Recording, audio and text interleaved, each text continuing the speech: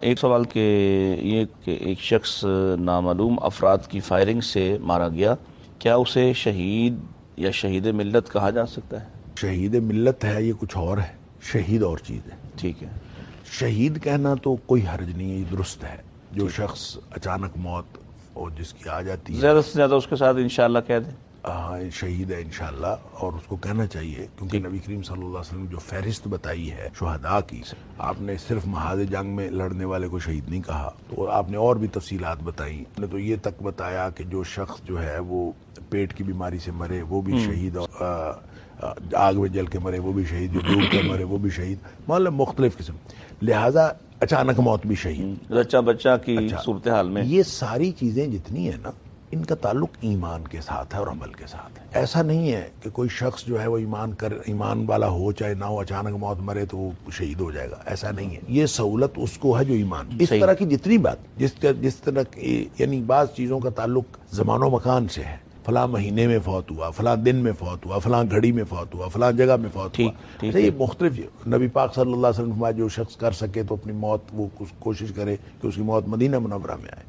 اچھا، اس کا مطلب یہ نہیں ہے کہ مدینہ منورہ میں ہر شخص، چاہے ابو جہل مدینہ منورہ میں رہتا ہے نا، تو اس کو یہ سہولت میسر ہے۔ یہ سہولت ساری جو زمانی و مکانی ہے یا سچویشنل ہے، جس کا بھی تعلق ہے، یہ صرف اس کو حاصل ہے جو ایمان والا ہے، وگرنہ جو دوسرے ہیں ان کو یہ حاصل نہیں ہے۔ اصل میں شہادت کی موت نہیں ہوتی، شہادت کی زندگی ہوتی ہے۔ زندگی اصل میں شہادت کی ہوتی ہے، اور موت جو ہے نا وہ اس کی تصدیق کرتی ہے۔ لہٰذا اگر کوئی شخص ایسی زندگی گزار کے گیا ہے جو ملت کے لیے ہے اور پھر وہ شہید ہو گیا تو اس کو شہید ملت، جو زندگی اپنی ملت کے لیے گزار رہا ہے اس کو شہید ملت کہا جا سکتا ہے۔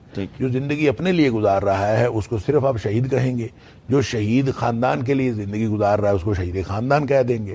اصل میں شہادت زندگی شہادت کی ہوتی ہے۔ تو جس طرح کی زندگی، مثلا یہی جو میں نے موت والی بات کی، مدینے میں موت، نبی پاک صلی اللہ علیہ وسلم نے فرمایا کہ جس کا جو کر سکے تو وہ موت اپنی مدینے میں کرے۔